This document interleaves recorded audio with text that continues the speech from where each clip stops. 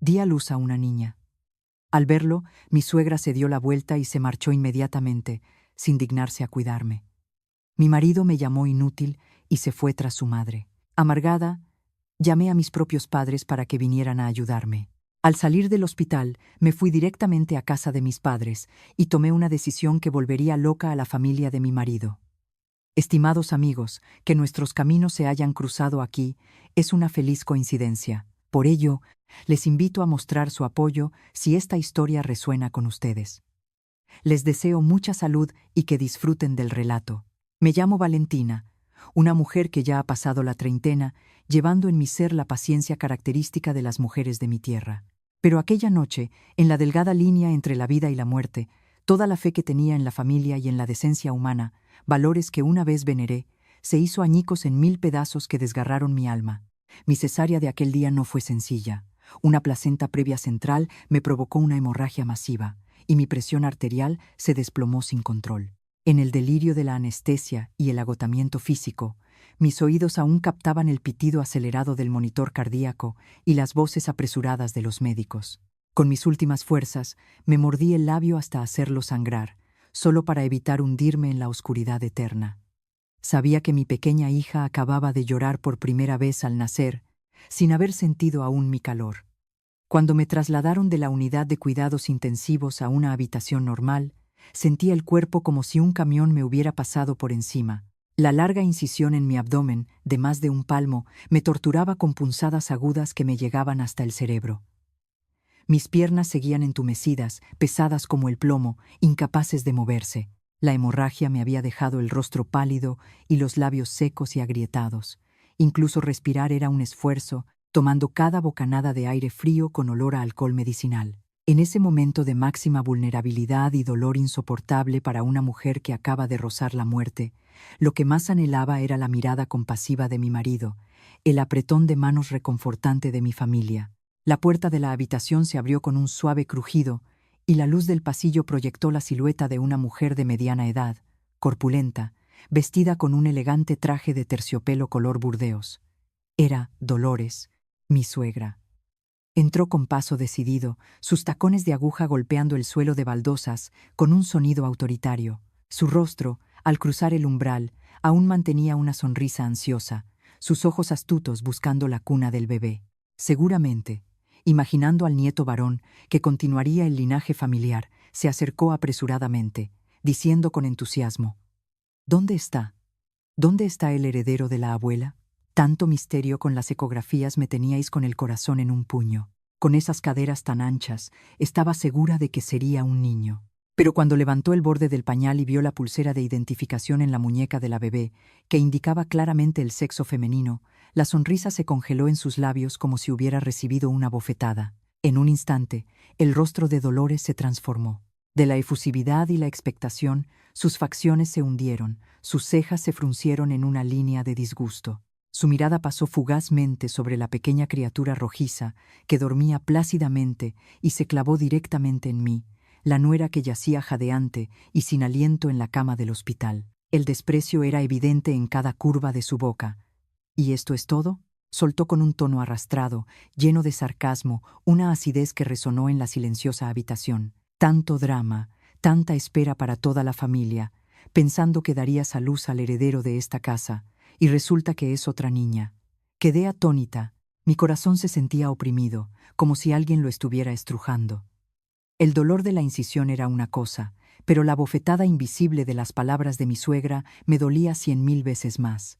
Abrí la boca para hablar, pero mi garganta seca no pudo emitir ningún sonido, y las lágrimas brotaron de mis ojos. A ella no le importaron mis lágrimas. Resopló con desdén, y su tono de reprimenda, característico de las suegras más severas, comenzó a fluir como un torrente de agua fría sobre mi cara. «¿Qué mala suerte tiene esta familia? Fui a ver a una vidente, y me aseguró que tu año era para tener un hijo varón. ¿Qué clase de trabajo has hecho para acabar con una niña? Tienes fama de vivir a cuerpo de rey, bien alimentada, y sin embargo, ni siquiera eres capaz de hacer algo tan simple como dar a luz a un niño. Las niñas al final se van a casa de otros, a servir a otra familia, no aportan nada, solo cuestan dinero y comida». Dicho esto, ni siquiera se molestó en mirar a su nieta de sangre una vez más. Se ajustó el bolso de marca, un regalo de cumpleaños que yo misma le había comprado con mi tarjeta. Se dio la vuelta bruscamente, y sus tacones volvieron a resonar hacia la puerta, sin una palabra de consuelo para ver cómo estaba su nuera, sin una mirada para ver si necesitaba un sorbo de agua. Antes de cerrar la puerta, declaró fríamente: «Bueno, si es una niña, que la cuide su madre. Yo me voy a casa, este olor a hospital me da dolor de cabeza. Si lo sé, no vengo». La puerta se cerró de golpe. Ese sonido seco fue como un cuchillo que cortó los últimos hilos de afecto que intentaba mantener con esta mujer. Yací allí, envuelta en una fina manta, agarrando con fuerza los barrotes de la cama, dejando que las lágrimas amargas rodaran por mi almohada. La indignación me subía por la garganta como un nudo amargo. Acababa de arriesgar mi vida para traer al mundo a un ser para su familia, y lo que recibí a cambio fue desprecio y desdén hasta el extremo. Pero la crueldad de mi suegra no fue el final de la tragedia de aquella noche. Si la frialdad de Dolores fue un jarro de agua fría en mi cara, la actitud de Adrián, el hombre que era legalmente mi marido, fue una daga directa al corazón, brutal y letal. Adrián apareció con una camisa arrugada, el rostro somnoliento, malhumorado y lleno de fastidio. En lugar de tomar la mano de la esposa que acababa de cruzar las puertas de la muerte para darle un hijo, en lugar de sentir lástima al ver mis labios pálidos y sangrantes por el dolor, se plantó a los pies de la cama, con las manos en las caderas, soltando palabras tan frías que me helaron la sangre. «¿Lo ves? Te dije que esperaras a otro momento para dar a luz. Pero no, tenías que ponerte de parto en mitad de la noche y poner a toda la familia patas arriba. Ahora mamá se ha enfadado y se ha ido a casa. ¿Estás contenta?».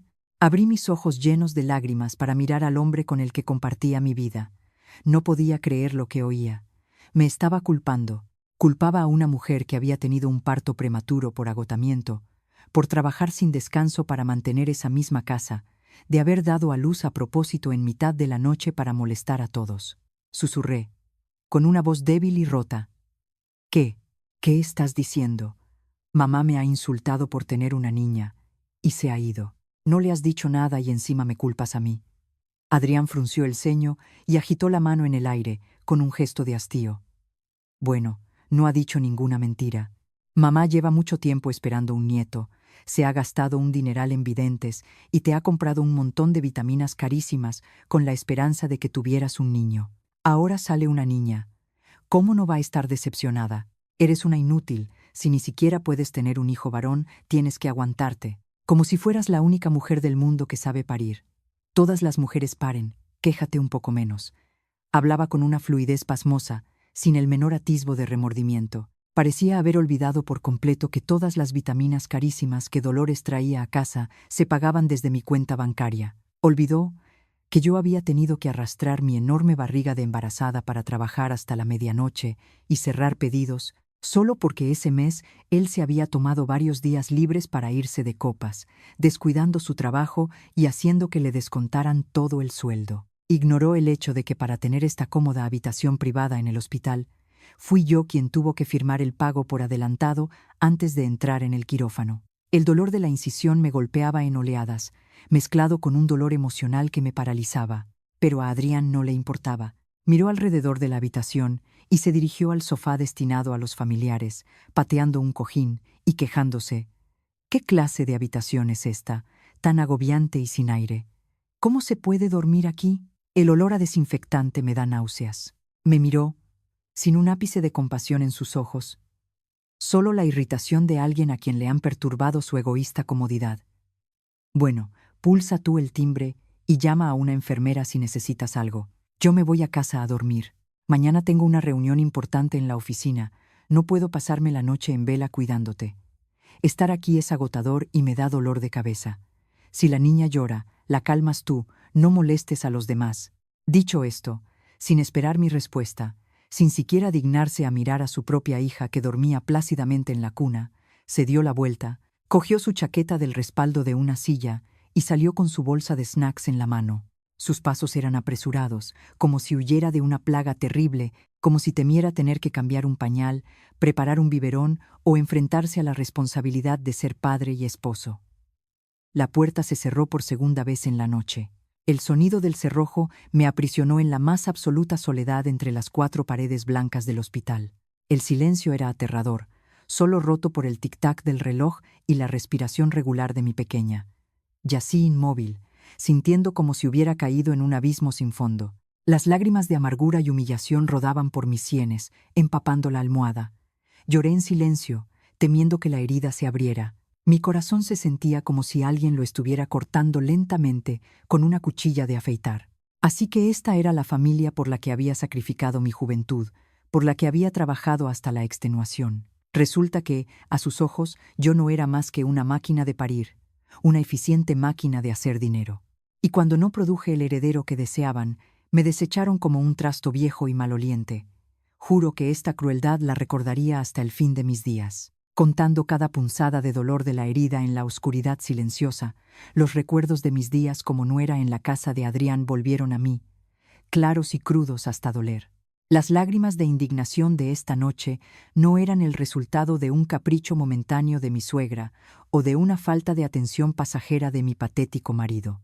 Eran la gota que colmaba el vaso de un matrimonio tóxico, donde me habían exprimido hasta la médula mientras yo sonreía y jugaba el papel de la nuera perfecta.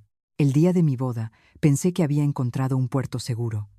Adrián parecía un chico de ciudad, amable, con un trabajo estable y una familia normal, pero esa fachada perfecta se rasgó en menos de 6 meses de convivencia. La cruda realidad se reveló. No me había casado, sino que me había traído a casa a un inútil incompetente y a una reina madre codiciosa e insaciable. Adrián trabajaba como administrativo en una pequeña empresa privada, resignado a su sueldo de 1.500 euros al mes. En una ciudad tan cara como Madrid, 1.500 euros apenas le alcanzaban para sus cafés, sus cigarrillos y alguna que otra juerga con sus amigos holgazanes. No tenía ambición alguna.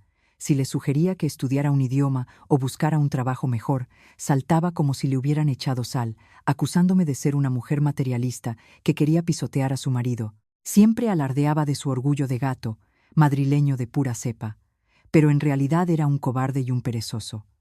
A diferencia de él, yo tenía olfato para el mercado. De ser una empleada de comunicación, me independicé y construí mi propia plataforma online, consiguiendo contratos de publicidad y ventas. Mis ingresos eran 10, 20 veces superiores a su miserable sueldo. Y así, de forma natural, toda la carga financiera de la casa cayó sobre mis hombros. La luz, el agua, internet, la compra diaria, todas las facturas se domiciliaban directamente en mi cuenta. Si en la mesa no había jamón ibérico o solomillo de ternera, Dolores torcía el gesto y dejaba el plato a medias. ¿Estamos en crisis o qué? Que comemos como pobres. Pero lo más doloroso no eran los gastos de la comida, sino la forma en que ella me convirtió en su cajero automático personal e ilimitado para satisfacer su vanidad. Dolores, con su aire de funcionaria jubilada y distinguida, era en realidad una adicta a presumir en las redes sociales. Pertenecía a todo tipo de clubes. El club de bridge, el grupo de baile de salón, el club de lectura. Cada vez que organizaban un viaje, ya fuera a la Costa del Sol, a las Canarias, a París o a Roma, me pedía dinero con un tono que era mitad orden, mitad amenaza. A finales de mes, el grupo se va a Marbella. Las nueras de las demás les pagan resorts de 5 estrellas. A ver qué haces, no me dejes en ridículo delante de mis amigas. ¿Qué dirán? Con una nuera directora y su suegra en un hotelucho de mala muerte. Para mantener la paz, me partía el lomo trabajando, pagando con mi tarjeta de crédito sus billetes de avión en clase business y reservando suites VIP. Cuando ella se paseaba por las boutiques de lujo, comprando ropa de seda y productos gourmet para regalar a sus amigas, mi tarjeta secundaria echaba humo. Algunos meses, solo sus gastos personales y compras ascendían a más de 2.000 euros. Cuando, agotada, me quejaba a Adrián, esperando que le pidiera a su madre que fuera más comedida, él me miraba con furia y me gritaba: ¿Le estás escatimando unos míseros euros a mi madre? ¿Para qué ganas tanto dinero si no puedes darle a tu suegra una vida digna? Como nuera, mantener a la familia de tu marido es tu obligación, es tu deber y tu suerte. No me vengas con tus tacañerías de pueblo. En esta casa no toleramos nueras desagradecidas. Obligación, deber, esas palabras eran como grilletes en mi cuello. Mi sacrificio, mi trabajo agotador, las noches en vela cumpliendo plazos hasta vomitar de cansancio, las veces que me quedé dormida sobre el escritorio por el agotamiento. Todo lo consideraban algo normal, algo que una chica de pueblo como yo debía hacer para pagar por el estatus de haberse casado con alguien de la ciudad. Vivían de mi trabajo, pero pisoteaban mi dignidad. Me exprimían hasta la última gota y luego me despreciaban. Recordando todo aquello, en la oscuridad del hospital, me sentí una completa estúpida. Había estado alimentando a una colonia de parásitos para que, en mi momento de mayor debilidad, se abalanzaran sobre mí y me devoraran sin piedad. El reloj de la pared avanzaba hacia las 3 de la madrugada. El efecto de los analgésicos comenzaba a desaparecer, dando paso a las contracciones uterinas y al dolor agudo de la incisión. Me moría de sed. Quería alcanzar la botella de agua en la mesita de noche, pero el más mínimo movimiento me provocaba un dolor punzante en el abdomen. Pulsé el timbre de llamada. Poco después entró una joven enfermera, me ayudó a beber agua y ajustó el gotero. Mirando la habitación vacía y desolada, preguntó con cierta preocupación: «Señora, ¿dónde está su familia? Antes vi a su suegra y a su marido. Una paciente de cesárea está muy débil el primer día. Necesita a alguien que la asista. ¿Qué hará si necesita ir al baño o si el bebé vomita?». Sus palabras, aunque sinceras, eran afiladas como cuchillos, clavándose en mi herida abierta. Solo pude forzar una sonrisa, apartar la cara y ocultar las lágrimas que amenazaban con caer. Oh, mi familia tuvo un imprevisto y tuvo que irse. Puedo arreglármela sola. Cuando la enfermera se fue, el silencio volvió a envolverme. Al oír la suave respiración de mi hija recién nacida, me di cuenta de que no podía seguir siendo tan débil. No podía consumirme en la frialdad de esa gente desalmada. En la cima de la soledad y la desesperación, el instinto de supervivencia y el anhelo de amor y protección me impulsaron a buscar el único refugio que nunca me traicionaría: mis padres. Con manos temblorosas, busqué mi teléfono bajo la manta. La pantalla se iluminó en la oscuridad. Marqué el número de mi pueblo. Los tonos de llamada sonaban, interminables, como si duraran una eternidad. A esas horas, mis padres estarían profundamente dormidos después de un duro día de trabajo en el campo. «Diga, Valentina, hija». La voz adormilada y vacilante de mi madre, pero llena de preocupación, sonó al otro lado. Solo esa palabra, hija, hizo que todas mis defensas, todos los muros que había levantado, se derrumbaran por completo. Rompí a llorar. Un sollozo ahogado, entrecortado, escapó de mi garganta, rompiendo el silencio de la habitación. «Mamá, ya he dado a luz. Ha sido por cesárea». Lloré desconsoladamente. Mi voz era un susurro roto. Al otro lado, oí un ruido de algo que se caía, y luego la voz alarmada de mi padre. «¿Qué? ¿Que Valentina ha dado a luz? ¿Por qué por cesárea?» «Pon el altavoz». Mi madre, nerviosa, me acribilló a preguntas, con la voz temblorosa de angustia.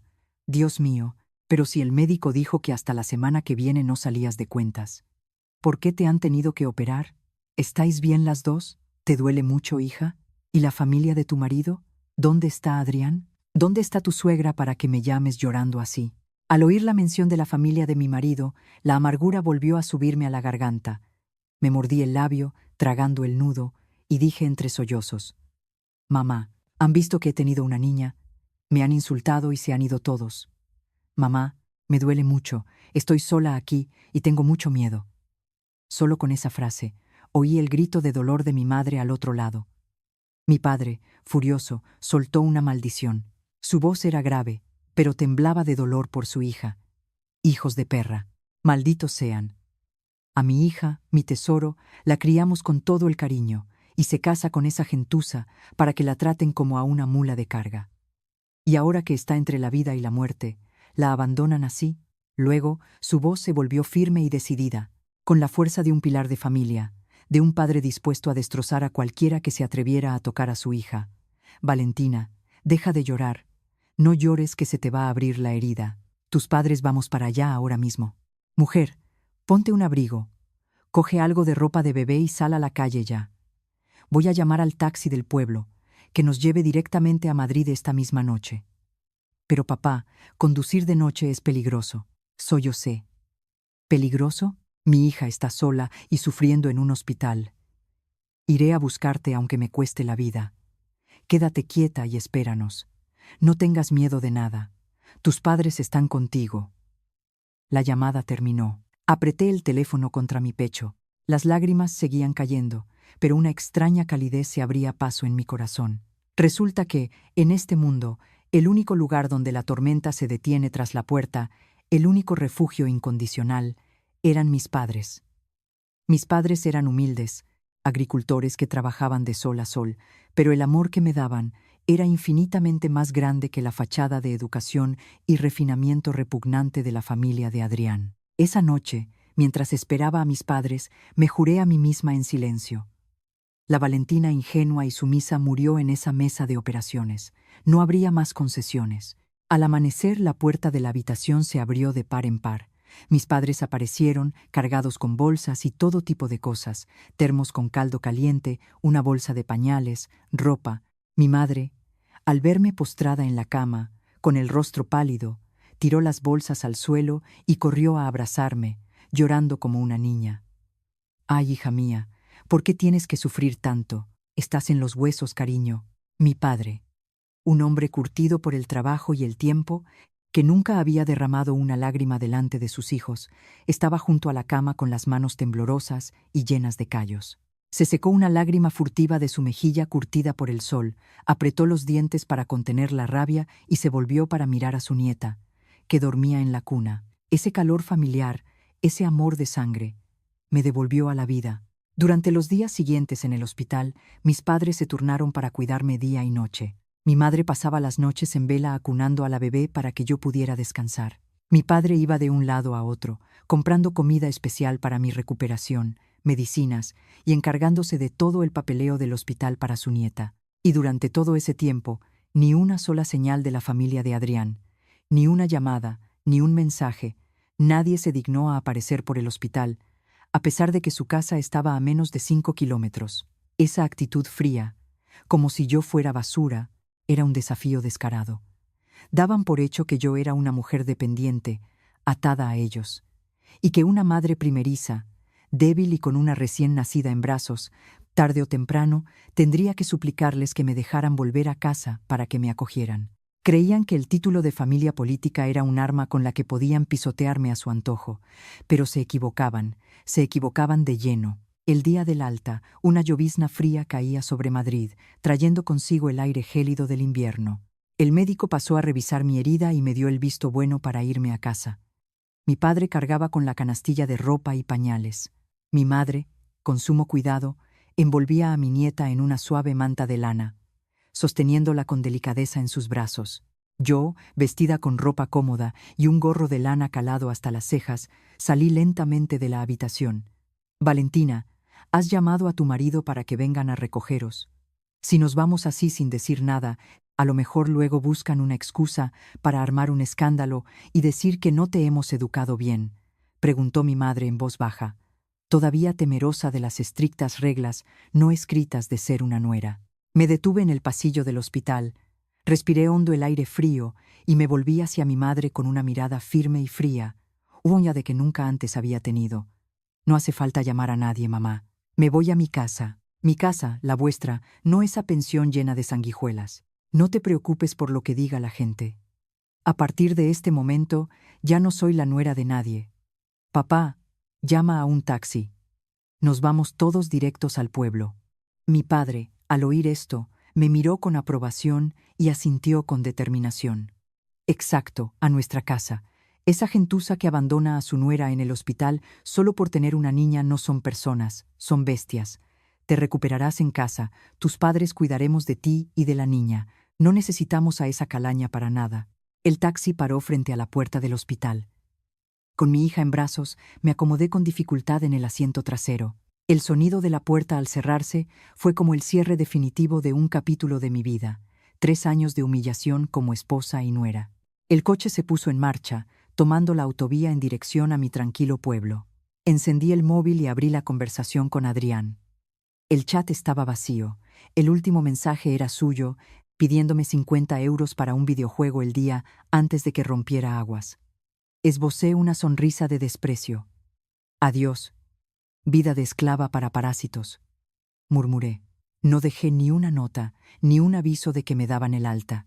El último resquicio de arrepentimiento o debilidad de una mujer tradicional había sido aplastado por ellos. Querían silencio, pues tendrían un silencio sepulcral. Consideraban mi sacrificio como una obligación, pues les enseñaría lo que es el karma en primera persona. El coche se alejaba bajo la lluvia, llevándome de vuelta a casa, y al mismo tiempo daba comienzo a la venganza más implacable que esos parásitos con máscara de familia política estaban a punto de sufrir. El taxi se detuvo bruscamente frente a la cancela de hierro oxidado, cubierta de hiedra, de la casa de mis padres en el pueblo. Nada más bajar. Una ráfaga de aire del campo, con su olor a paja, a tierra húmeda y a humo de leña, me llenó los pulmones, haciéndome sentir como si hubiera vuelto a nacer. La vieja casa de tejas, de una sola planta, aunque no tan lujosa como el moderno apartamento de la ciudad, me abrazó con una paz que me calmó el alma. Al llegar, mi madre corrió a la cocina, encendió rápidamente un fuego con leña y preparó una infusión de hierbas aromáticas y sal para que pudiera asearme. Mi padre, mientras tanto, sacó del cuarto una pequeña cuna de mimbre que él mismo había tejido con esmero desde que supo que estaba embarazada, forrándola con la manta de lana más suave para recibir a su nieta. Ver sus cabezas ya canosas, yendo de un lado para otro, con el sudor perlando sus frentes, pero con los ojos brillantes de alegría al mirar a la bebé dormir plácidamente, me encogió el corazón. Los días de mi recuperación fueron un tiempo en el que viví como una verdadera reina, no por el poder de una tarjeta de crédito, sino por el amor incondicional de mis padres. Cada mañana, mi madre se levantaba al amanecer para ir al mercado a comprar las verduras más frescas y el mejor jamón para prepararme un caldo sustancioso que me ayudara con la leche. Mis comidas siempre estaban calientes y deliciosas. Un plato de lomo a la plancha con un toque de pimentón, un reconfortante cocido. Por la noche, al menor quejido de la bebé, mi madre se levantaba de un salto para acunarla y calmarla, permitiéndome dormir para recuperarme de la cesárea. Mi padre, un hombre acostumbrado a la asada y al campo, aprendía torpemente a preparar el agua para el baño de su nieta y caminaba de puntillas cada vez que la pequeña dormía. El calor y el cuidado de mis padres se convirtieron en un espejo que reflejaba la crueldad y la frialdad despreciable de aquellos que se hacían llamar mi familia política. En la quietud de la noche, abrazando a mi pequeña hija contra mi pecho, miraba fijamente al techo, con un torbellino de pensamientos en mi mente. ¿Qué hice mal?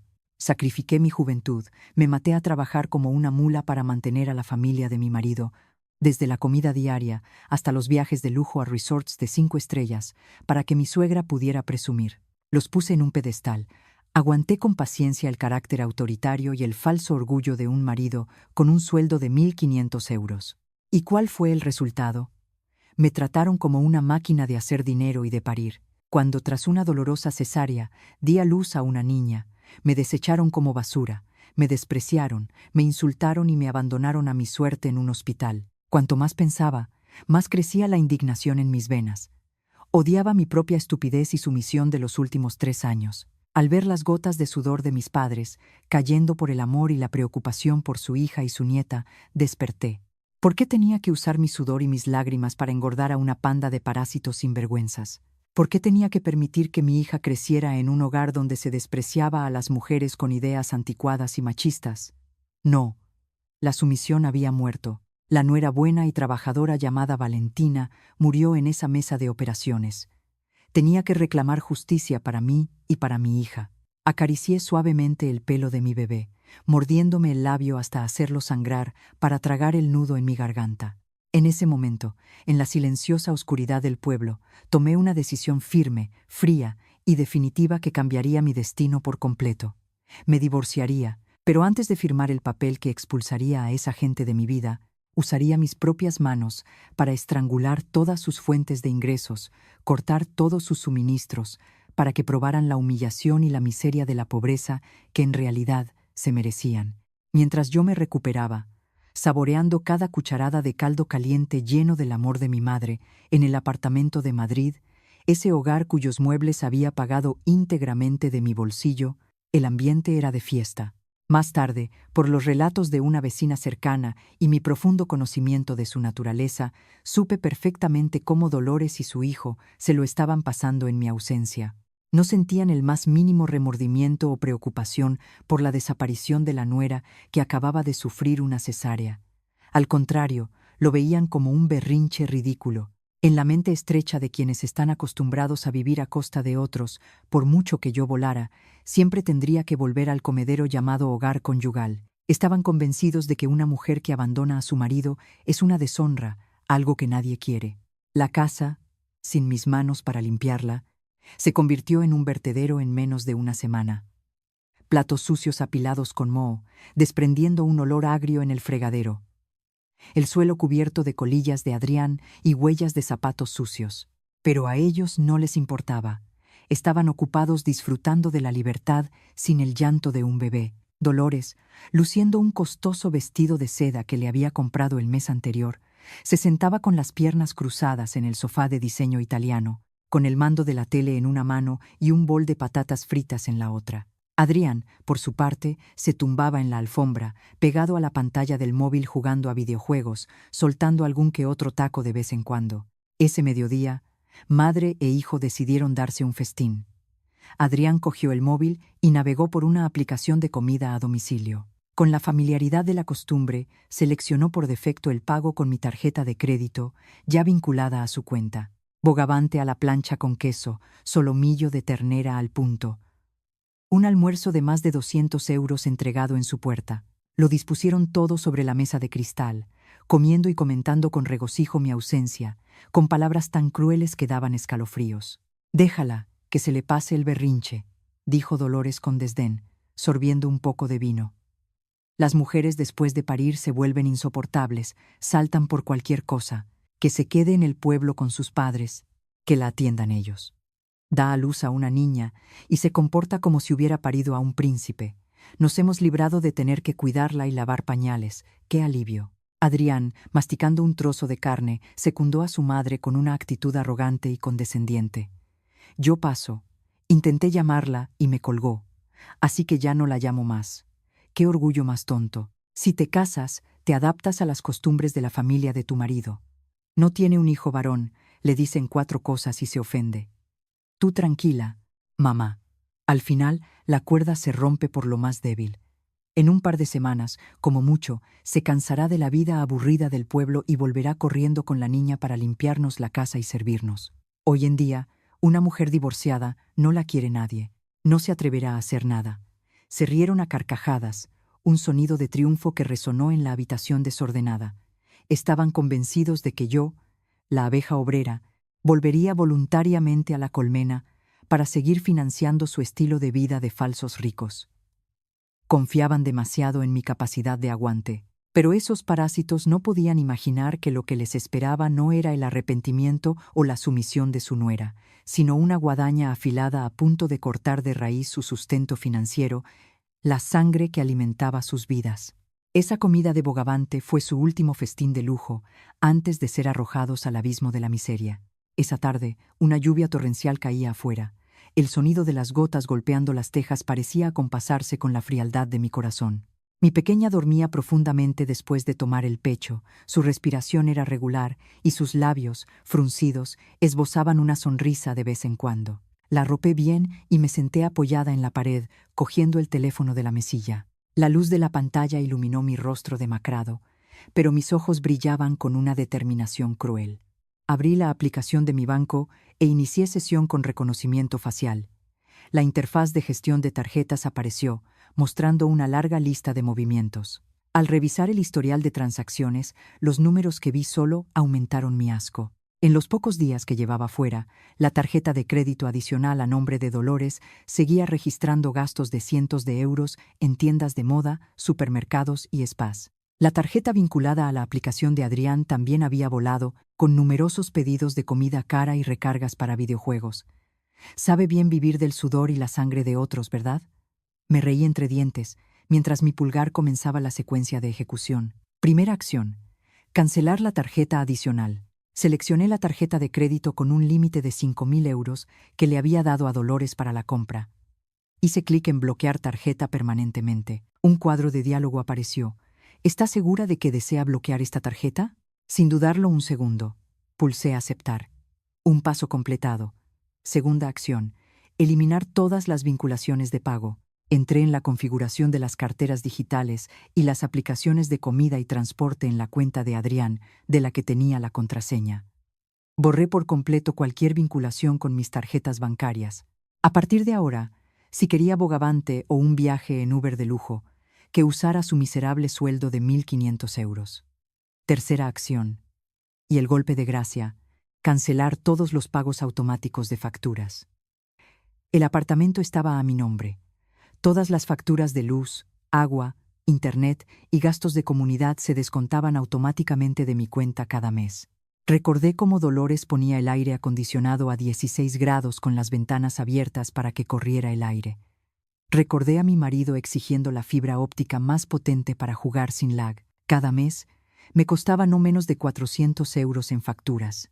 Accedí a la sección de pagos de facturas y, una por una, cancelé la domiciliación automática para los contratos de luz, agua e internet de ese apartamento. Y no me detuve ahí. Contacté inmediatamente con el banco para cambiar todas mis contraseñas de transacciones y revocar el acceso desde cualquier dispositivo que no fuera el que tenía en la mano. Cerré todas las brechas, sequé todas las fuentes de ayuda. Cuando terminé, una extraña sensación de euforia recorrió mi cuerpo.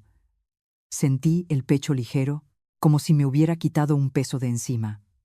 Viendo el icono de bloqueo en rojo en la pantalla, sonreí con frialdad. Sabía que en solo unos días, cuando la situación se hiciera insostenible, cuando llegara la fecha límite de pago, ese arrogante nido de avispas se derrumbaría.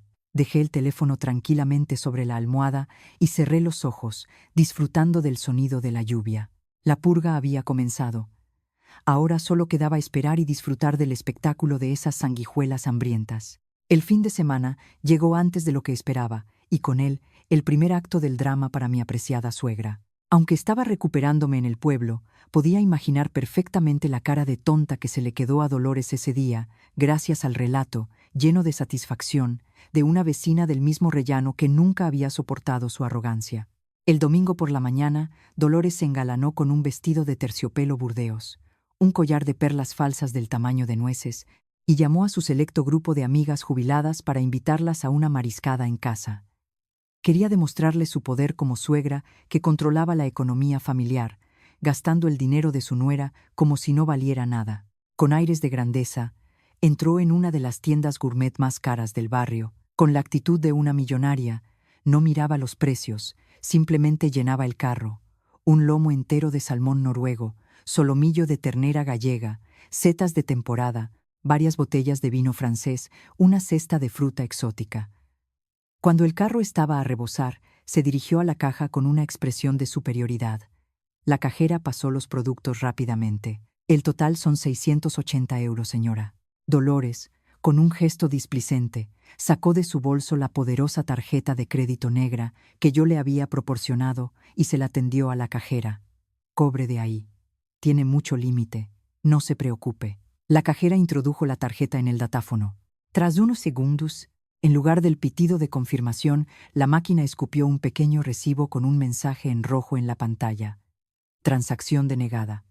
La cajera frunció el ceño y lo intentó de nuevo. Mismo resultado. Señora, la tarjeta da error. Parece que ha sido bloqueada desde el sistema. ¿Tiene otra tarjeta o dinero en efectivo? La sonrisa arrogante de Dolores se congeló. Sus ojos se abrieron como platos, arrebató la tarjeta y la agitó en el aire, balbuceando. ¿Cómo? ¿Cómo es posible? Su máquina debe de estar estropeada. Mi tarjeta es VIP, tengo dinero para varias vidas. ¿Cómo que bloqueada? Vuelva a intentarlo. En ese momento, la gente que esperaba en la cola empezó a murmurar. Alguien dijo: Vamos, señora, apúrese. Si no tiene dinero, deje las cosas y deje trabajar a los demás. No finja que la tarjeta no funciona. La cara de Dolores pasó de pálida a roja como un tomate. Temblorosa, rebuscó en su bolso, pero solo encontró unos pocos billetes arrugados. La humillación fue tan grande que deseó que la tierra se la tragara. Bajo las miradas de desprecio de decenas de personas, la millonaria tuvo que salvar la poca dignidad que le quedaba. Bueno, ya está bien. Seguramente el banco está de mantenimiento. Tengo prisa, dejo aquí las cosas, ya no las quiero. Dicho esto, cogió su bolso vacío y salió corriendo de la tienda, con la cabeza gacha, como si la persiguiera el diablo. Pero su calvario no terminó ahí. Al llegar al portal del edificio, recibió una llamada de Adrián. «Mamá, ¿qué pasa en casa?» De repente se ha ido la luz y no hay agua. Estaba en mitad de una partida y se ha cortado internet. Dolores, con el rostro desencajado, subió corriendo a la oficina del administrador de la finca para quejarse y exigir una solución. Pero allí le esperaba el segundo jarro de agua fría. El administrador, consultando sus registros, le dijo sin rodeos: «Señora, en su piso deben las facturas de luz, agua y comunidad de este último mes. El sistema corta el suministro automáticamente. Hable con la señora Valentina para que pague, y entonces lo volveremos a conectar». Fue como un rayo. La tarjeta bloqueada, la luz y el agua cortadas. La cruda realidad golpeó a Dolores, destrozando la fachada de opulencia de la que tanto presumía. Esa tarde, en un apartamento a oscuras y sofocante, tuvo que llamar a sus amigas, inventándose una subida de tensión repentina para cancelar la mariscada, sintiendo una amargura y una humillación insoportables. La gran fuente de ingresos llamada nuera se había secado por completo. Si mi suegra recibió una bofetada en pleno supermercado, mi despreciable marido, Adrián, tampoco se libró de su dosis de humillación pública. Con ese ego de hombre que vive a costa de otros pero le encanta aparentar, lo que le ocurrió esa noche se convirtió en una mancha que le impediría levantar cabeza por el resto de su vida. El sábado por la noche, Adrián convocó a su pandilla de colegas para ir de copas. Eran un grupo de holgazanes que se pasaban el día en bares, arreglando el mundo mientras sus bolsillos estaban siempre vacíos. Esta vez, Adrián quiso tirar la casa por la ventana y reservó una mesa en una marisquería de lujo en el centro. Sin mí cerca, se sentía como un pájaro fuera de la jaula y quería demostrar su hombría y su poder económico ante sus amigos. Con el alcohol subiéndole a la cabeza, se desabrochó 2 botones de la camisa, con la cara roja, y brindó golpeando su copa en la mesa, proclamando a gritos: «Bebed lo que queráis, amigos, que esta noche invito yo. Las mujeres son un estorbo, yo las tengo a raya. En mi casa mando yo, y a mi mujer la educo. Si se pone tonta, la mando de vuelta a su pueblo. El dinero lo gano yo y me lo gasto como quiero. No tengo que rendirle cuentas a nadie». Sus amigos aplaudieron y le vitorearon. «Así se habla, Adrián, un hombre de verdad. Con la pasta que tú ganas, ¿quién necesita aguantar a una mujer? No como otros, que tienen que pedir permiso hasta para tomarse una cerveza. ¡Qué vergüenza!». Adrián, hinchado de orgullo por los halagos, pidió 2 botellas más de whisky caro y varias raciones de percebes y angulas. Se sumergió en su fantasía de poder, olvidando que el dineral que sus amigos elogiaban provenía de mi sudor y mis lágrimas, y que en su cartera, en realidad, solo había unas pocas monedas de su sueldo de 1.500 euros, que se le agotaba a los 10 días de cobrarlo. La fiesta terminó a las 11 de la noche. Sus amigos, borrachos, se levantaron tambaleándose. Adrián, con un chasquido de dedos, llamó al camarero. «Oye, la cuenta de esta mesa». El camarero trajo una factura larguísima. «Son 380 euros, señor». Adrián, sin pestañear, sacó su cartera y con un gesto estudiado, extrajo la brillante tarjeta Visa Platino y se la entregó al camarero con una sonrisa arrogante. «Cobra de aquí». 3 minutos después, el camarero volvió con cara de circunstancias. «Señor, la tarjeta da un error de transacción. La máquina dice que ha sido bloqueada». Adrián se quedó petrificado. La sonrisa se le borró de la cara. Arrebató la tarjeta y espetó. «¿Pero qué dices?».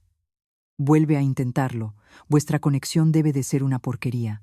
El camarero, pacientemente, la pasó 3 veces más delante de toda la pandilla. El datáfono emitió un pitido lastimero, transacción no autorizada, un sonido que retumbó en el silencio del restaurante. El ambiente en la mesa se volvió denso. Sus amigos empezaron a despejarse de la borrachera. Sus miradas pasaron de la admiración al escrutinio y finalmente a la burla y el desprecio. Uno de ellos, un tipo corpulento, se rió con sorna. «¿Qué pasa, campeón? Hace un rato presumías mucho. ¿Se te ha acabado el saldo? ¿O te han cortado el grifo en casa? Si no tienes dinero, dilo. No hace falta que montes el numerito con la tarjeta VIP para quedar como un idiota». Otro añadió: con un sueldo de 1.500 euros y quiere invitar a los amigos a un restaurante de lujo. Ya te lo he dicho. Déjate de tantas apariencias. Saca el dinero de tu bolsillo y paga, figura. Adrián se quedó paralizado, con la cara pálida como un muerto y un sudor frío recorriéndole la frente. Rebuscó frenéticamente en todos sus bolsillos, pero solo encontró 30 euros arrugados. La humillación le subió a la cabeza. En ese momento, sus amigos negaron con la cabeza, asqueados, y sacaron sus propias carteras para pagar la cuenta. Adrián comprendió que la reputación que había construido con el dinero de su mujer se había derrumbado por completo. Humillado, se mordió el labio hasta sangrar, con la mirada llena de furia clavada en el inútil trozo de plástico. Solo en ese preciso instante, el parásito que llevaba dentro despertó y se dio cuenta de una terrible verdad. La fuente de ingresos se había secado y estaba a punto de enfrentarse a una tormenta que yo misma había desatado. En total contraste con la escena caótica y humillante de Dolores y Adrián en la ciudad, mi día siguiente en el pueblo comenzó con una mañana clara y pacífica. El sol de la mañana se filtraba a través de las hojas de los árboles, iluminando la carita regordeta de mi hija, que dormía plácidamente. Sentada en la cama, saboreando el vaso de leche caliente que mi madre me había preparado, revisaba tranquilamente las noticias en el móvil. Sabía que después del terremoto de la noche anterior, esa gente no se quedaría de brazos cruzados. Y, como esperaba, el teléfono empezó a vibrar y a sonar sin parar. En la pantalla parpadeaba el nombre Adrián, marido. 15 llamadas perdidas en media hora. Dejé que sonara. La insistencia del timbre reflejaba perfectamente el pánico y la furia del que estaba al otro lado. A la llamada número 16, cuando ya había terminado la leche, deslicé el dedo para contestar. Puse el teléfono en mi oído, pero no dije nada. Desde el otro lado, la voz de Adrián gritaba como un trueno, entrecortada por jadeos de ira. ¿Qué cojones estás haciendo, Valentina? ¿Te has vuelto loca o qué? ¿Por qué has bloqueado mis tarjetas? ¿Por qué han cortado la luz y el agua? ¿Te escondes en el pueblo y piensas desentenderte de esta casa? Desbloquea las tarjetas ahora mismo y paga las facturas. No me obligues a ir hasta allí y partirte la cara. Aparté un poco el teléfono para no despertar a mi hija. Al escuchar sus baratas amenazas, no sentí ni miedo ni temblor, como antes. La indignación se había congelado en un bloque de hielo en mi pecho. Cuando terminó de gritar para tomar aire, hablé. Mi voz era tranquila, clara y tan fría como si viniera del más allá. ¿Todavía estás borracho? La luz, el agua y tus juergas no tienen nada que ver conmigo. ¿Por qué iba a pagarlas yo? Adrián se quedó mudo, balbuceando de rabia. ¿Qué? ¿Qué tonterías dices? Eres mi mujer, la nuera de esta familia. Tú ganas el dinero, así que tienes que encargarte de los gastos. ¿Es tu responsabilidad o piensas eludirla? En ese momento, oí un forcejeo al otro lado. Dolores le había arrebatado el teléfono y puesto el altavoz. Su voz chillona y agria, llena de la amargura de quien ha perdido sus privilegios, resonó. Vaya, vaya, la nuera de oro ahora tiene alas. ¿Te crees que por ganar 4 duros puedes pisotearnos a mí y a mi hijo? Te lo voy a dejar claro, una mujer casada debe darlo todo por la familia de su marido. Me dejaste en ridículo en el supermercado ayer, y todavía no te he pedido cuentas. Así que sé buena, desbloquea la tarjeta inmediatamente y transfiéreme 10.000 euros para pagar las facturas y compensar el daño moral que nos has causado. Si no, ni se te ocurra volver a pisar esta casa. Te echo a la calle. Seguía usando la misma táctica de siempre, la amenaza de echarme. Seguían creyendo que el título de nuera de la familia de Adrián era un gran favor por el que yo debía arrodillarme y suplicar. No sabían que era yo la que estaba deseando borrarlos de mi vida. Me eché a reír, una risa seca y sarcástica, sin ocultar mi desprecio. Dolores. Cambié el tratamiento, pero mi tono era afilado como una cuchilla. Tiene razón, gano 4 duros, pero son mi sudor y mis lágrimas. Cuando estaba medio muerta en una mesa de operaciones, usted me llamó otra niña que alimentar y se largó. Cuando mi hija lloraba de hambre en mitad de la noche, su hijo me gritó que era una molestia y se fue a dormir a casa. Desde el arroz que comen hasta la luz que gastan para poner el aire a 16 grados, todo lo ha pagado esta niña. Así que escúcheme bien, respiré hondo, reuniendo toda la indignación y la fuerza de una madre en mi frase final. A partir de ahora, mi dinero es para criar a mi hija. Ustedes tienen manos y pies, así que pónganse a trabajar para comer. Dejen de vivir a costa de una mujer, es patético. Y no vuelvan a llamarme, o haré que todo el mundo conozca la verdadera cara de su educada familia. Sin esperar respuesta, colgué y bloqueé sus números. El mundo volvió a ser silencioso. Me miré las manos, no temblaban. Esa fría declaración de guerra fue como un machetazo que cortó las cadenas que me habían atado durante 3 años. Había cortado el grifo. Ahora solo tenía que sentarme a ver cómo se retorcían los parásitos sin sangre que chupar. El infierno había terminado para mí, pero acababa de empezar para ellos. Cuando la fuente de sustento se agota, aquellos que viven a costa de otros se quitan la máscara y revelan su verdadera naturaleza. Y eso fue exactamente lo que pasó con la familia de Adrián. Tras mi llamada, al darse cuenta de que no podían contactarme, se volvieron locos. La fachada de familia educada y suegra distinguida se hizo añicos, dando paso a la furia sucia de quienes se ven privados de su modo de vida. Al no poder llamar, empezaron a enviar mensajes. Una avalancha de SMS y mensajes de WhatsApp desde números desconocidos inundó mi teléfono como una lluvia ácida. Los leí con frialdad, repasando sus insultos. Adrián escribió: «Desgraciada, ¿te crees que por tener algo de dinero eres la reina? Te doy 3 días para que vuelvas arrastrándote y le pidas perdón a mi madre, o te juro que te rompo la cara. No creas que por estar en el pueblo estás a salvo».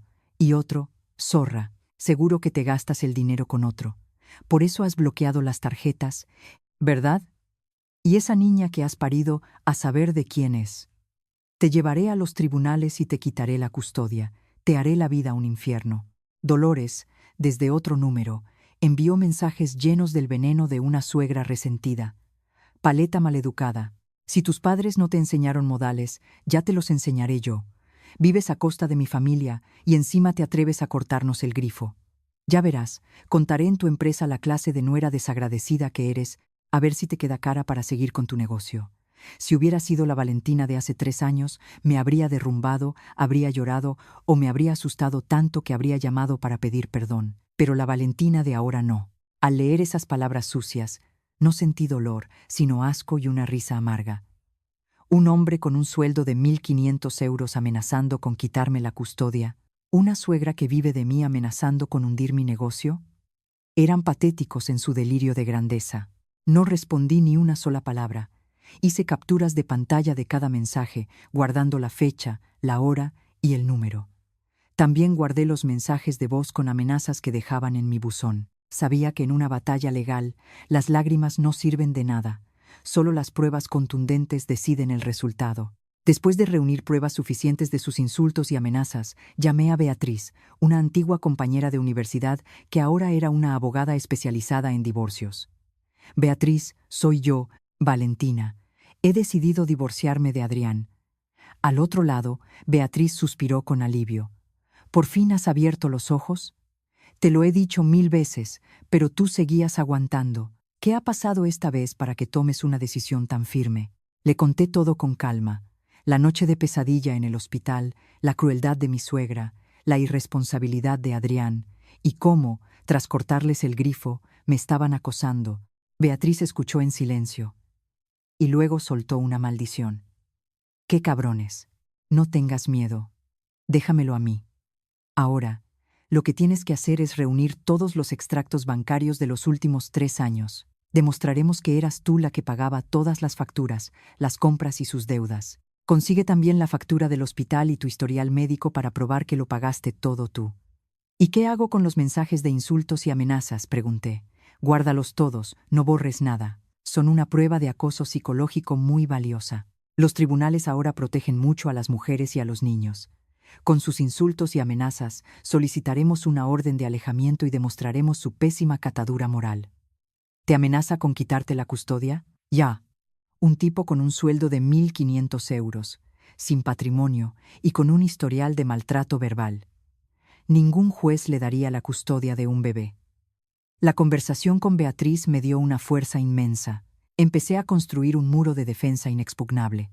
Preparé la demanda de divorcio, los extractos bancarios y me mentalicé para una guerra sin cuartel. Querían jugar sucio, pues yo usaría la ley para darles una bofetada en toda la cara. Mi habitación ya no era un lugar para llorar, sino mi cuartel general desde donde tejería una red para atrapar a esos parásitos y hacerles pagar por cada herida que me habían causado. La desesperación saca a relucir la verdadera naturaleza de las personas. Y cuando aquellos acostumbrados a vivir a costa de otros se ven acorralados, atacan sin importarles las consecuencias.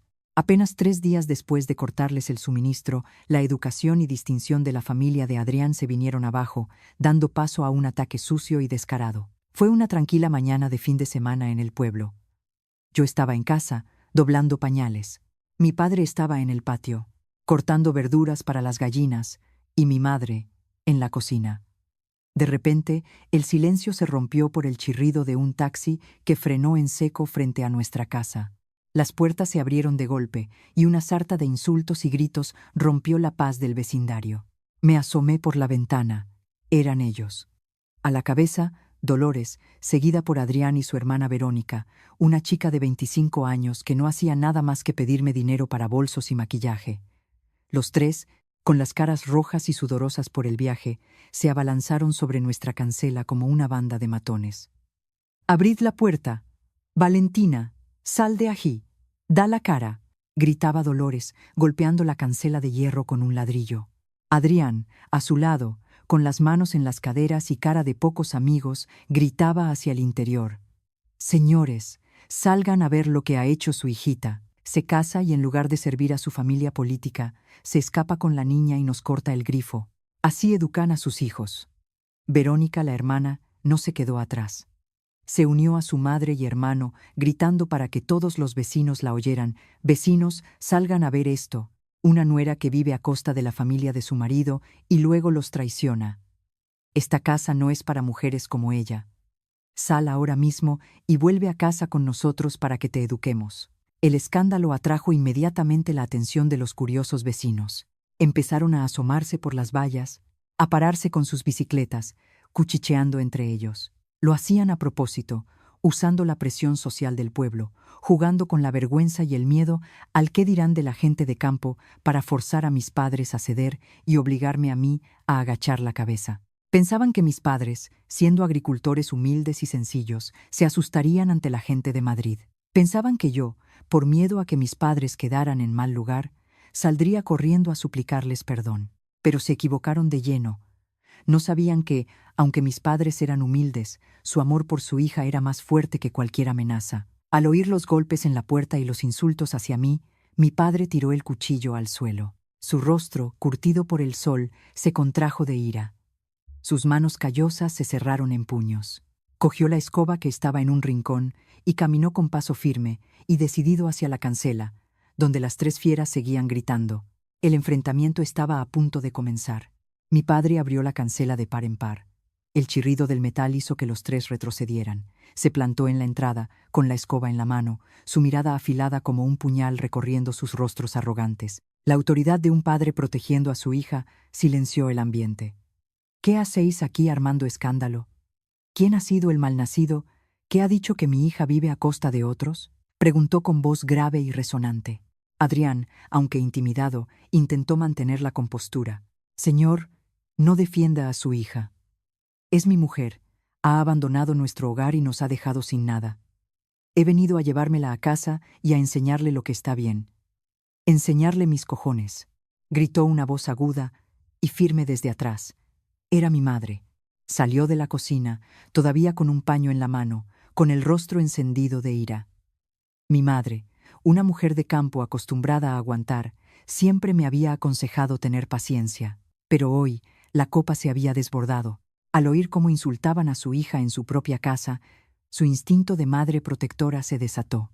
Se plantó frente a Dolores, señalándola con el dedo, y empezó a gritar, desvelando toda la verdad sobre esa familia. «Dolores, abre bien los ojos. Tu familia presume de ser gente educada de la capital, con un piso bonito y coche, pero vivís como parásitos, chupándole la sangre a mi hija. ¿Dices que ella vive a vuestra costa? Serás sinvergüenza. Tu hijo gana una miseria que no le da ni para pañales. Toda vuestra comida, vuestras facturas, vuestros viajes, todo lo ha pagado mi hija trabajando como una burra.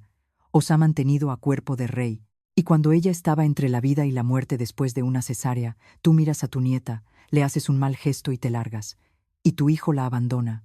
No sois personas, sois animales. Cada palabra de mi madre resonaba en la calle. Los vecinos se quedaron boquiabiertos, y sus murmullos y miradas se dirigieron hacia los tres intrusos. La cara de Dolores se puso pálida y luego morada. Balbuceó, indignada. Usted está mintiendo. Mi familia tiene dinero de sobra, no necesitamos vivir de ella. Si no necesitáis dinero, ¿qué hacéis aquí pidiéndolo a gritos? Replicó mi madre con una sonrisa burlona, dándole donde más le dolía. ¿Por qué en cuanto os bloquean la tarjeta os cortan la luz y el agua? Te lo voy a decir claro, Valentina es mi vida, en tu casa la tratabais como basura, como una criada. Aquí es mi tesoro, y que haya tenido una niña me hace aún más feliz. No quiero un nieto de una estirpe tan despreciable como la vuestra. Adrián, al ver a su madre humillada, se enfureció e intentó avanzar, amenazante. Cállese, vieja. Pero antes de que terminara la frase, mi padre barrió el suelo frente a él con la escoba, levantando una nube de polvo.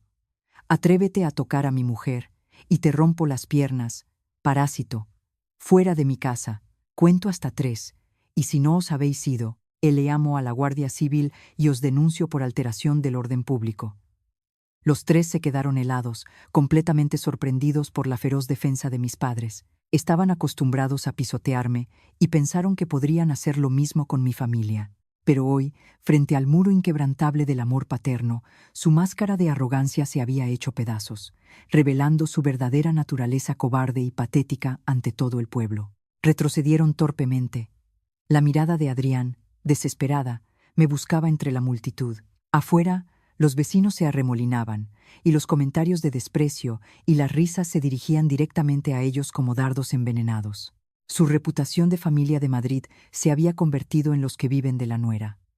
La humillación era tan insoportable que Dolores y Verónica solo podían mirar al suelo, sin atreverse a decir una palabra más. Y Adrián, el hombre de falso orgullo, se quedó paralizado, con el rostro sin una gota de sangre. Fue en ese momento cuando decidí salir. Llevaba ropa cómoda de casa y un gorro fino. Mi expresión era tranquila y fría, sin rastro de la fragilidad de una mujer recién parida. En mis manos no llevaba a mi hija, sino una hoja de papel impresa. Crucé el patio y me paré junto a mis padres, mi mirada helada, clavada en el cobarde que una vez fue mi marido.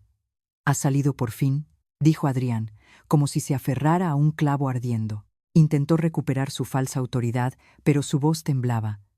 ¿Te quedas ahí mirando cómo tus padres humillan a tu familia política? Recoge tus cosas, coge a la niña y vuelve a casa ahora mismo. Ya hablaremos luego del tema de las tarjetas. No le respondí. Mi silencio fue como un bloque de hielo arrojado a su ira. Lentamente le tendí el papel. No te molestes en pensar en las tarjetas. Firma esto, dije con frialdad, mi voz cortante como el cristal. Adrián bajó la vista. Las palabras demanda de divorcio en negrita le golpearon en la cara. Se quedó atónito, sus ojos se abrieron como platos. Dolores y Verónica también se quedaron boquiabiertas, incrédulas. Siempre habían pensado que una mujer con una hija recién nacida viviría aterrorizada ante la idea de ser abandonada. Nunca imaginaron que sería yo quien los echara de mi vida. ¿Estás loca?», balbuceó Adrián. Su arrogancia se desvaneció, reemplazada por un pánico creciente. ¿Divorcio? ¿Con qué derecho? ¿Crees que te vas a divorciar y te quedarás con todo el dinero para dárselo a otro? No firmo. Jamás. Claro que no firmas, intervino Dolores. Desesperada, se dio cuenta del verdadero peligro. Si se divorciaban, la fuente de ingresos mensuales, los viajes de lujo, la tarjeta de crédito, todo desaparecería para siempre. Has tenido una niña, no has cumplido con tu deber, tú tienes la culpa, así que aguantas. En esta familia no hay divorcios. Me eché a reír, una risa vacía y llena de desprecio. Miré a Adrián directamente a los ojos y declaré, alto y claro para que todos los vecinos oyeran. ¿Me echas de menos a mí o a mi tarjeta de crédito? ¿Echas de menos este cajero automático del que podías sacar dinero sin PIN? Escúchame bien. Esta demanda ya la he firmado yo. Mis bienes de antes del matrimonio y el dinero que gano son míos. Mi hija la he parido yo, y la criaré yo. Si no firmas, da igual. Presentaré la demanda de divorcio unilateralmente. Tengo pruebas de que abandonaste a tu mujer y a tu hija en el hospital, y pruebas de que he mantenido a toda tu familia durante 3 años. Mi abogada ya lo tiene todo preparado. El miedo a la pobreza hizo que Adrián perdiera el control. La idea de volver a su sueldo de 1.500 euros, sin nadie que le cocinara, le limpiara o le pagara las facturas, le enloqueció. Me arrebató la demanda de las manos y la hizo trizas, esparciendo los pedazos por el suelo. La rompo, no firmo. Eres mi mujer, y tienes que servir a esta familia hasta la muerte. Gritó desesperadamente, pero sonaba como el ladrido de un perro derrotado. Miré los trozos de papel con indiferencia. Rómpela, tengo 100 copias impresas. Prepárate para recibir la citación del juzgado. Y ahora largo de mi casa antes de que mi padre llame a la Guardia Civil. Mi padre dio un paso adelante, golpeando el suelo con la escoba. Los vecinos empezaron a gritarles que se fueran. «Parásitos sinvergüenzas, largo de aquí». Bajo la presión de la humillación y los gritos, los 3 se dieron la vuelta y se metieron en el taxi, derrotados y avergonzados. El coche se alejó, dejando atrás la sentencia de muerte de su vida de lujo. El fin de los parásitos había comenzado oficialmente. La rabieta de Adrián en el patio de mi casa solo fue el pataleo final de una sanguijuela a punto de ser arrancada. Pensó que rompiendo ese papel yo me acobardaría ante la idea de un juicio. Se equivocaba. Esa misma tarde llamé a Beatriz, mi brillante abogada, y le envié todo el expediente, las pruebas y la demanda de divorcio unilateral al juzgado de su distrito. Cuando Adrián recibió la citación judicial, supo que no podía escapar. Su naturaleza cobarde salió a la luz. Al no poder sacarme dinero ni forzarme a volver, recurrió a la difamación en las redes sociales, intentando usar la presión pública para que yo cediera. Una noche, mi teléfono no paraba de sonar. Amigos y socios me enviaban el enlace a una publicación larguísima en el Facebook de Adrián. Se presentaba como un marido abnegado y víctima de una esposa a la que el dinero se le había subido a la cabeza. En su texto, inventaba una historia lacrimógena, diciendo que había aguantado a una mujer de carácter inestable que insultaba a su madre, que yo, por ganar algo de dinero, despreciaba a su familia y que había huido con nuestra hija recién nacida para irme con un amante. Incluso publicó una foto de su madre de espaldas, secándose las lágrimas, con una frase hipócrita. Una madre que se ha sacrificado toda la vida por sus hijos, ahora humillada y expulsada de su casa por su nuera. Como esperaba, la publicación se hizo viral. La gente, fácilmente manipulable, empezó a atacarme. Cientos de comentarios me llamaban de todo, exigiendo boicotear mi negocio. Adrián estaba exultante, me envió un mensaje provocador. ¿Ves el poder de las redes sociales? Retira la demanda, transfiéreme dinero y vuelve a casa a pedirle perdón a mi madre. Si no, te hundo la vida y la carrera. Leí el mensaje y me reí a carcajadas. Una risa fría y cruel. ¿Quieres jugar a la guerra mediática? Pues te voy a enseñar lo que es que tu propia arma se vuelva contra ti, murmuré. No respondí en mis redes. Beatriz me aconsejó silencio. 2 horas después, una cuenta anónima publicó un archivo PDF en el comentario más popular de la publicación de Adrián. El archivo se titulaba «La verdad sobre el marido de 1.500 euros y la suegra parásita». Dentro había pruebas irrefutables, extractos bancarios que demostraban las transferencias mensuales a la tarjeta de Dolores para sus lujos, facturas de la casa pagadas por mí y, lo peor de todo, la factura del hospital a mi nombre y la grabación de audio de Adrián insultándome y abandonándome la noche del parto. Finalmente, las capturas de pantalla de sus amenazas y las de su madre. El viento cambió de dirección al instante. La gente, al ver las pruebas, se dio cuenta de que habían sido engañados por un vividor. Miles de personas inundaron el perfil de Adrián con insultos. Un tío que gana 1.500 euros y le paga los lujos a su madre con el dinero de su mujer. Cobarde, tu mujer recién operada y la abandonas. Eres un monstruo, vividor y encima te haces la víctima. Adrián, aterrorizado, no daba abasto a borrar comentarios y bloquear gente.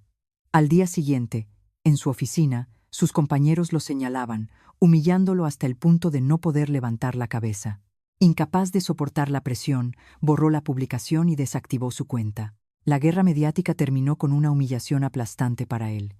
se dio cuenta de que su juego sucio había sido como cavar su propia tumba. El día del juicio, Madrid amaneció gris y frío, como los rostros de Adrián y su madre al entrar en el juzgado. Ya no tenían esa arrogancia de cuando fueron a mi pueblo. Dolores caminaba encorvada detrás de su hijo. Adrián parecía un fantasma, con profundas ojeras. Yo, en cambio, entré con la cabeza alta.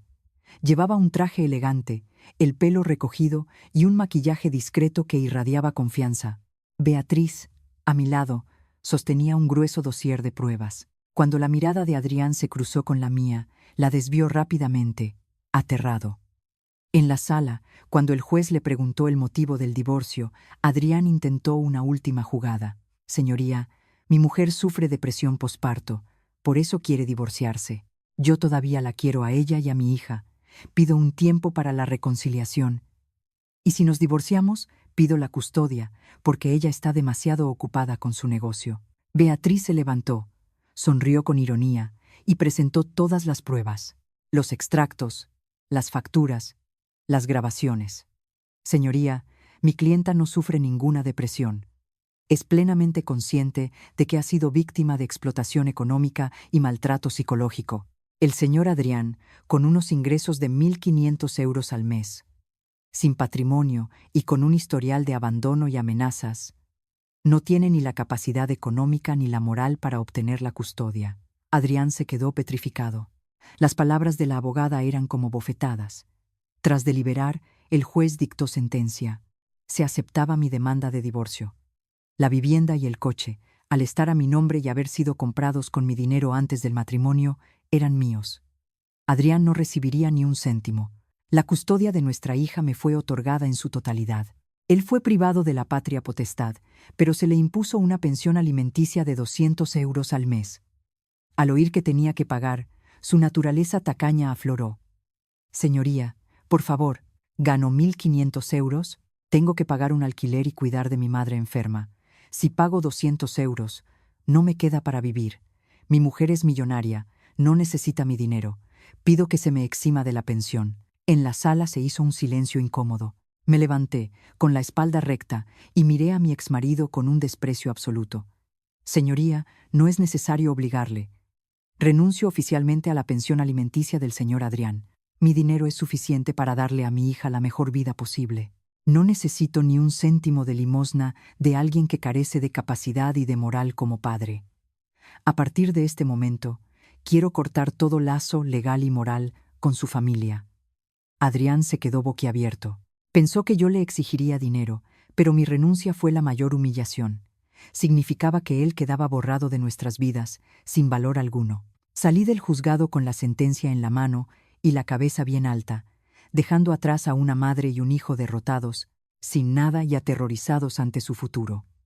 Había ganado, sin piedad. Liberada de las cadenas de ese matrimonio, mi vida despegó. Sin tener que preocuparme por pagar los caprichos de mi suegra o aguantar a un marido parásito, dediqué toda mi energía a mi negocio. Mi plataforma online creció exponencialmente y mis ingresos se multiplicaron.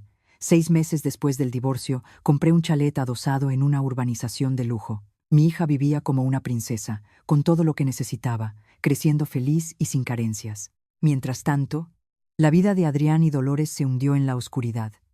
Desalojados de mi apartamento, tuvieron que mudarse a un viejo y húmedo piso de protección oficial. Sin mi dinero, la cruda realidad los golpeó. El sueldo de Adrián apenas alcanzaba para la comida más básica. Se acabaron los lujos, y las discusiones se convirtieron en su día a día. «Eres un inútil, dejaste que se fuera y ahora vivimos en la miseria», le gritaba Dolores. «Y tú cállate, fue tu crueldad la que la echó. Si no fueras tan egoísta y derrochadora, nada de esto habría pasado», replicaba él.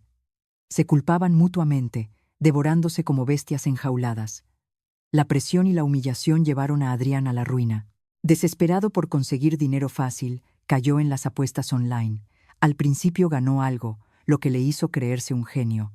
Apostó todo su sueldo y lo perdió. Empezó a pedir dinero a sus compañeros y luego a aplicaciones de préstamos rápidos con intereses desorbitados.